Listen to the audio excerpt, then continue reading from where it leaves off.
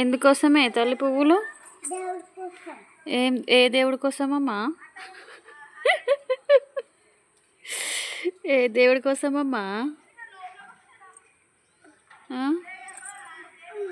అమ్మా ఎక్కడికి? ఓ బంగారం,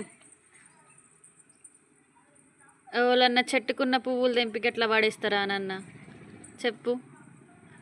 ఎవరన్నా అట్లా వాడేస్తారా చెట్టుకున్న పువ్వులు తెంపి? రాళ్ళతో ఆడొద్దిట్రాను రిత్వికా.